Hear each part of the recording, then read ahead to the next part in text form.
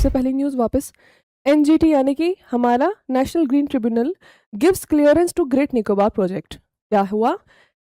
हमारे great Nicobar project को finally clearance मिल चुकी है इतने सारे महीनों के बाद। ठीक है, सो ग्रेट निकोबार प्रोजेक्ट क्या है, इन सब चीज़ों के बारे में let's have discussion from the start.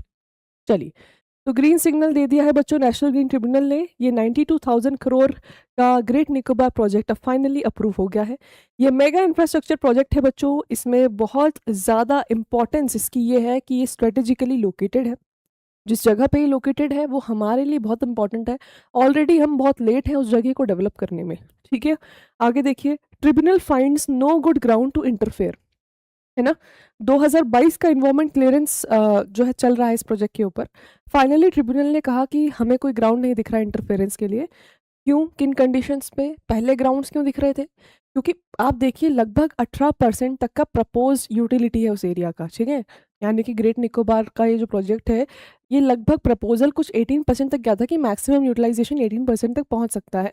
तो उस केस में कोई भी परेशान होगा, क्योंकि Andaman Nicobar is a biodiversity hotspot for us, है ना। वहाँ पे बहुत ही यूनिक फ्लोरा, बहुत ही unique fauna, even Shompen tribe is there जिसको हम बिल्कुल भी इंटरफेयर नहीं करते जिस ट्राइब के साथ। ठीक है, तो अब अगर वहाँ पे कोई भी इंफ्रास्ट्रक्चर प्रोजेक्ट बनेगा वो नेशनल इंपॉर्टेंस के लिए है, लेकिन एक टेंशन तो होगी कि हमारा ग्रीन वेलफेयर तो नहीं कहीं ख़राब हो रहा है ना।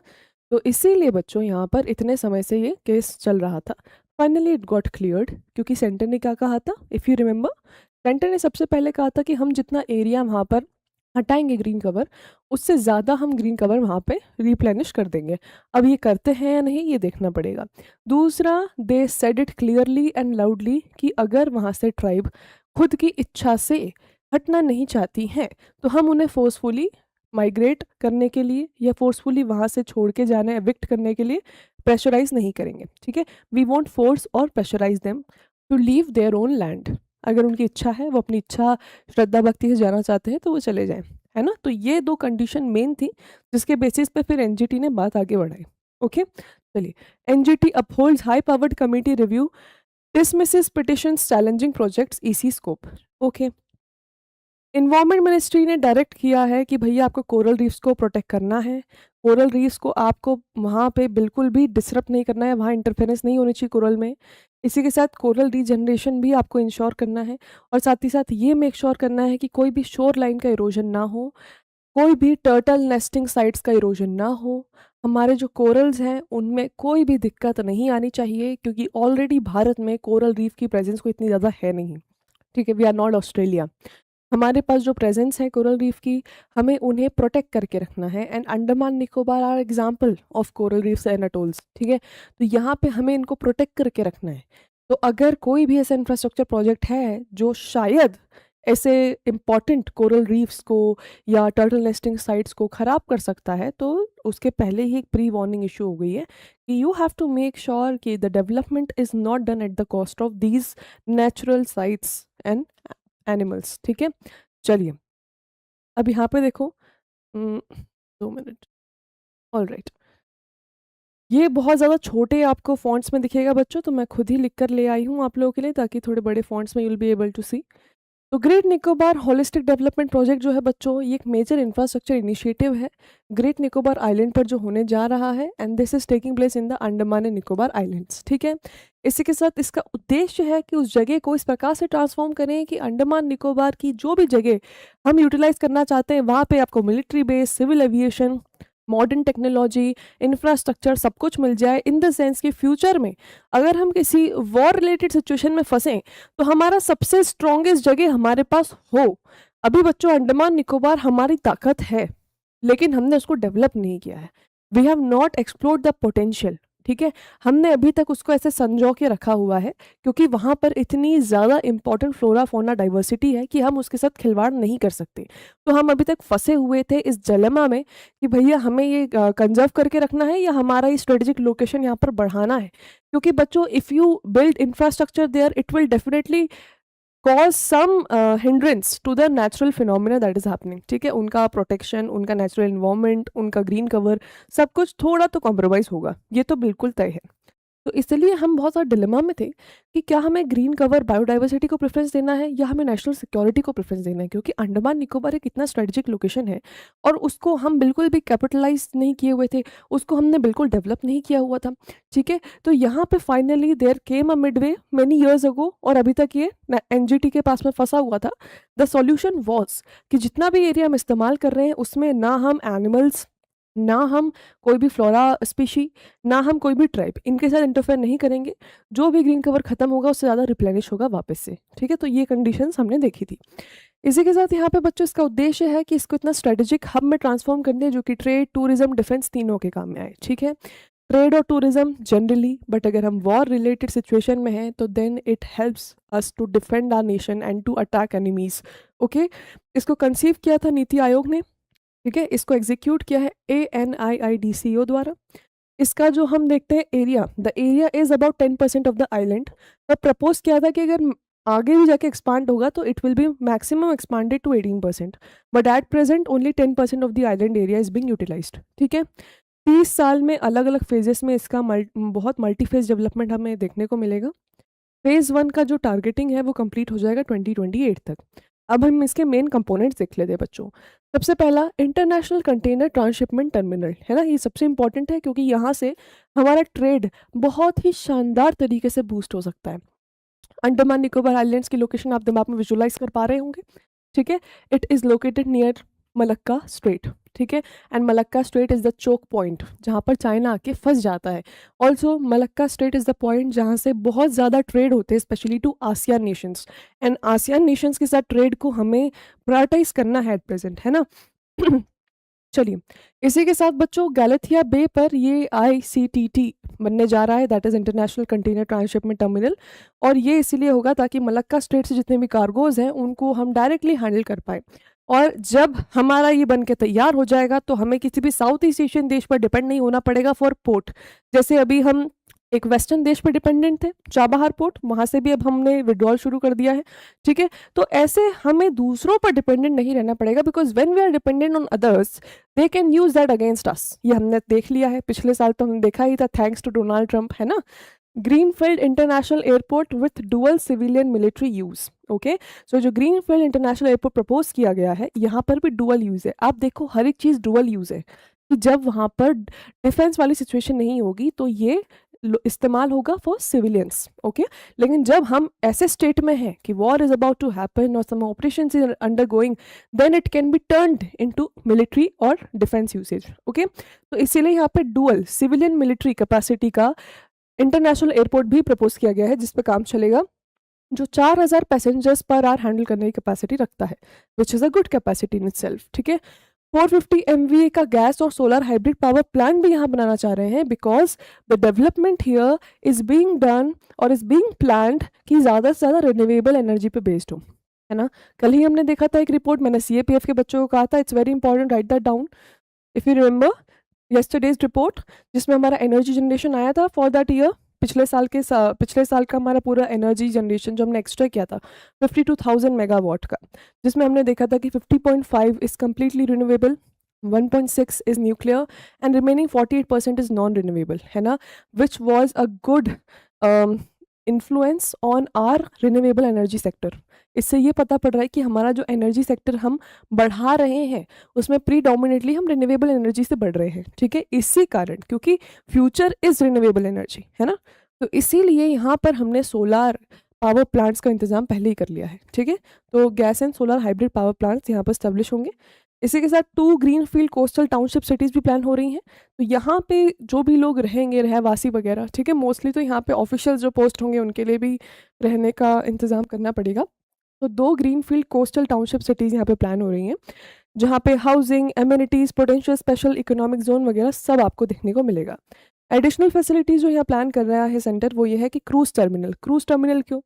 We have discuss this multiple times that we are trying to grow into blue economy. जो हमारा विजन है अमृतकाल का 2047 का, वो विजन ऐसे ही नहीं आ जाएगा कि एक सेक्टर ग्रो कर लिया और you are good to go. ठीक है। अमृतकाल विजन यानी कि डेवलप्ड आप तब होते हैं जब आप सारे सेक्टर्स में बराबर तरीके से इन्वेस्टमेंट कर रहे हैं, बराबर तरीके से आपका ध्यान है, you are engaging into multiple spheres and developing those multiple spheres all at once. ठीक है। तो अब हमारा अगर इकोनॉमी को बढ़ाना है तो हमें एग्रीकल्चर पे, सर्विस सेक्टर पे, ब्लू इकोनॉमी, हर एक तरफ हमें ध्यान देना पड़ेगा, इवन एनर्जी जनरेशन पे भी ध्यान देना पड़ेगा। ठीक है। सो ब्लू इकोनॉमी पे जब हमने फोकस किया था पिछले साल if you remember, a lot of agreements and MOUs happened around international maritime transport. ठीक है। जिसमें हमारा क्रूज सबसे ऊपर था, जिसमें आसियान के साथ एक क्रूज डायलॉग हुआ था चेन्नई में। ठीक है। कोई ओके, मैं नाम नहीं बताऊंगी, किस क्रूज पे हुआ था वो बता दो, चेन्नई की किस क्रूज पे हुआ था ये बताओ इन द चैट बॉक्स। ठीक है, हमने बहुत बार डिस्कस किया है। चलो, तो 2 ग्रीनफील्ड कोस्टल टाउनशिप सिटीज जो हैं ये हो रही हैं प्लान, एडिशनल क्रूज टर्मिनल, ताकि जो ट्रांसपोर्ट है वो आसान बन जाए, है ना। इसी के साथ क्रूज टर्मिनल को बाद में हम यूटिलाइज कर सकते हैं इन स्टेट ऑफ वॉर और स्टेट ऑफ कंडीशंस विच, मतलब जहाँ पर हमारे लोगों को इवैक्यूएट करवाना ज़रूरी है और जहाँ पर डिफेंस पर्सनल्स का एंटर होना ज़रूरी है, तो ऐसे टाइम पे भी क्रूज टर्मिनल बहुत अच्छा ट्रांसपोर्टेशन का मोड बन सकता है। आगे देखिए लग्जरी रिजॉर्ट्स, तो लग्जरी रिजॉर्ट्स आर इंपॉर्टेंट क्योंकि हमें वहाँ पे टूरिज्म बूस्ट करना है। देन इंडस्ट्रियल हब, ठीक है, इंडस्ट्रियल हब यहाँ पे बनेगा। ये थोड़ी चिंता की बात है कि इंडस्ट्रियल हब अगर बनेगा यहाँ पे, because industrial hub in India have the reputation of ruining things. ठीक है।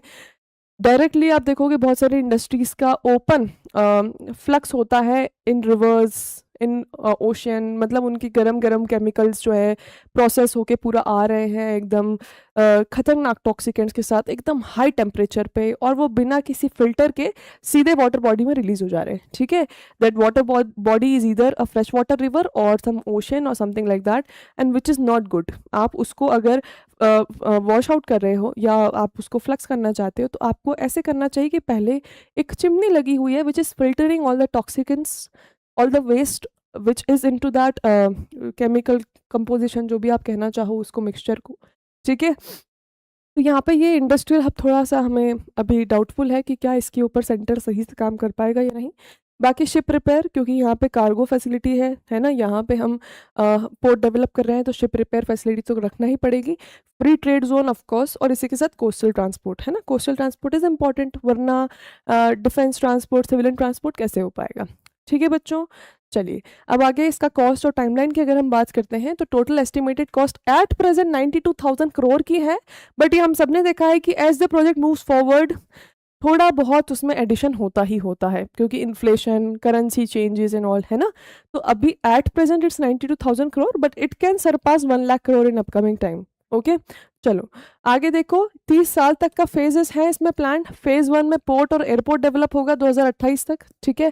इसी के साथ पूरा कंप्लीशन इसका 2050 में, यानी कि जब हमारा इंडिपेंडेंस हो जाएगा, मतलब 100 वर्ष हो जाएंगे इंडिपेंडेंस को, तब इसका कंप्लीशन हो जाएगा लगभग। रीसेंट बिड्स की अगर हम बात करते हैं तो NTPC ने यहाँ बिड किया है 5 मेगावाट सोलर प्लांट के लिए, है ना। और इसी के साथ जो पोर्ट की बिड्स हैं वो 2023 में ही ओपन हो गई थी कि पोर्ट्स कौन बनाएगा, है ना, क्योंकि all of the companies very well know कि it's a very strategic location, definitely, है ना। Along with that lot of businessman, business women, they know that investing here can be fruitful in future. तो इसीलिए यहाँ पे अभी जो है बहुत ज़्यादा जो मनी माइंडेड और जो कॉर्पोरेट्स हैं, जो पब्लिक एंटरप्राइजेस हैं, वो बहुत एक्टिव हैं, because they want to set up plant here. Okay. अब स्ट्रेटेजिक इंपॉर्टेंस की अगर हम बात करें तो मलक्का स्ट्रेट के नज़दीक है, भारत का maritime trade, logistic, Indo Pacific presence सब यहीं से जाता है। इसी के साथ 1 लाख डायरेक्ट और 1.5 लाख इनडायरेक्ट जॉब्स क्रिएट करने का यहाँ पर टारगेट है। स्वाभाविक सी बात है, अब ये सब हमारे मिनिस्टर्स तो बनाएंगे नहीं, ठीक है, वो जाके ईंट ढोएंगे नहीं, वो जाके ये सब प्लानिंग वगैरह करेंगे नहीं। You will need every other service into this particular creation. ठीक है। अगर आप एक जो हमेशा से ग्रीन एरिया रहा है उसको मॉडर्नाइज कर रहे हो, उसको डुअल तरीके से मॉडर्नाइज कर रहे हो, like civil and military usage के लिए, तो आपको यहाँ प्लानिंग के लिए, आर्किटेक्चरल डिज़ाइनिंग के लिए, आपको यहाँ बहुत सारे अलग अलग सेक्टर के लोग रिक्वायर्ड होंगे। ठीक है। Which can range from service sector to technical sector. ठीक है। हर एक सेक्टर के लोग आपको यहाँ लगेंगे।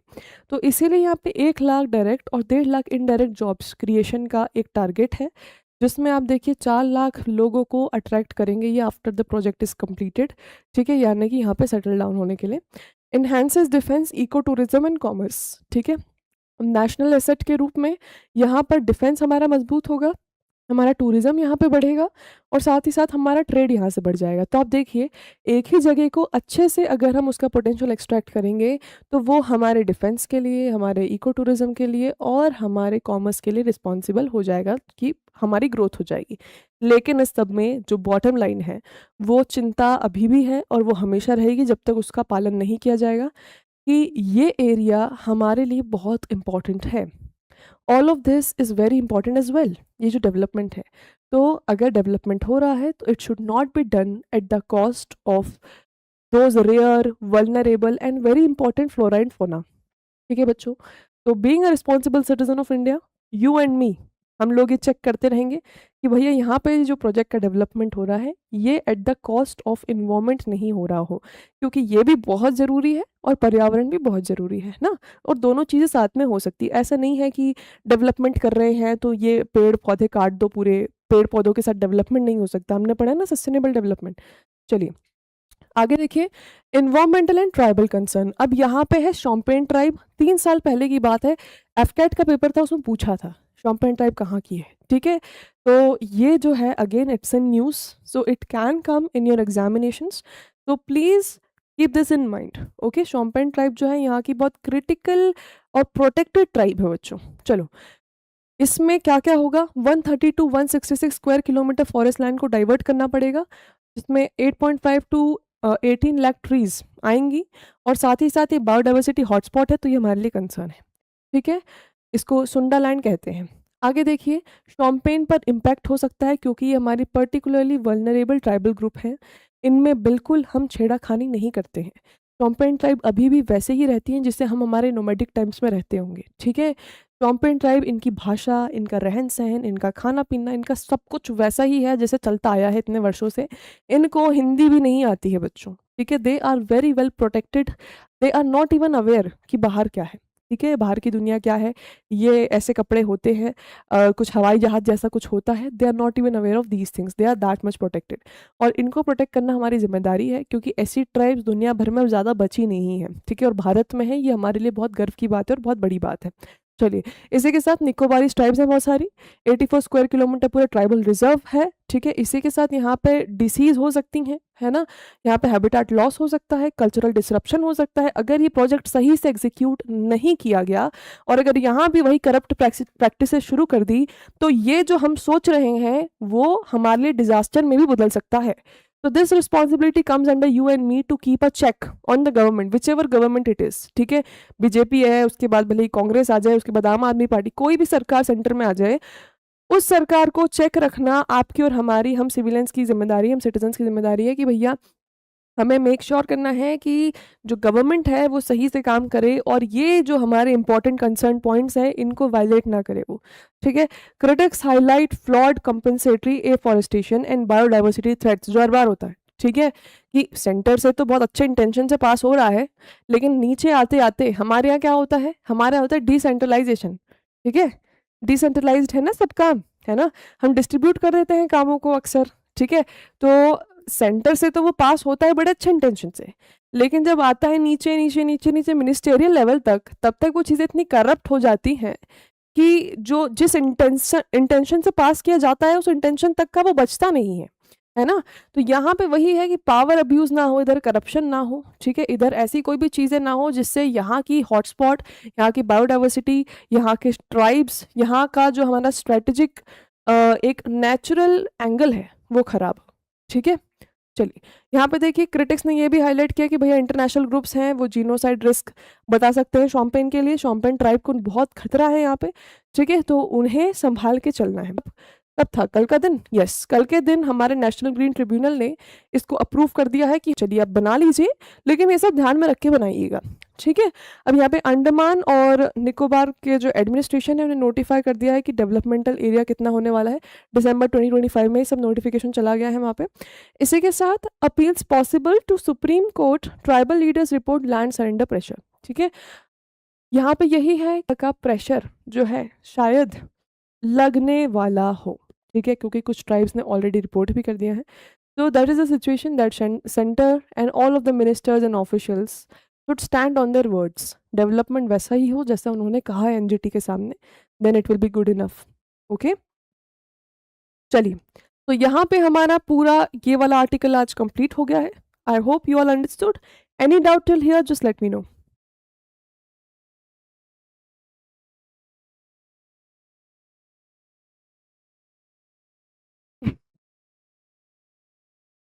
क्या हुआ, वॉइस आ रही है, मैं ब्रेक डांस कर रही हूँ, ग्लिच हो रहा है. चलिए, गिव इट अ मिनट, सही हो जाएगा. Let me check.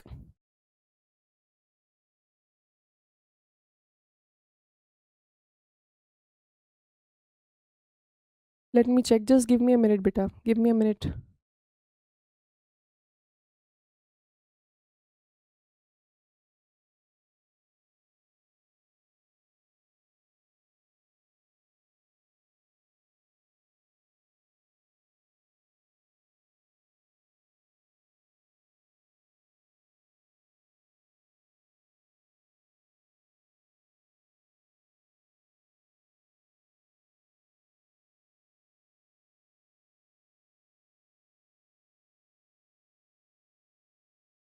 Clear now?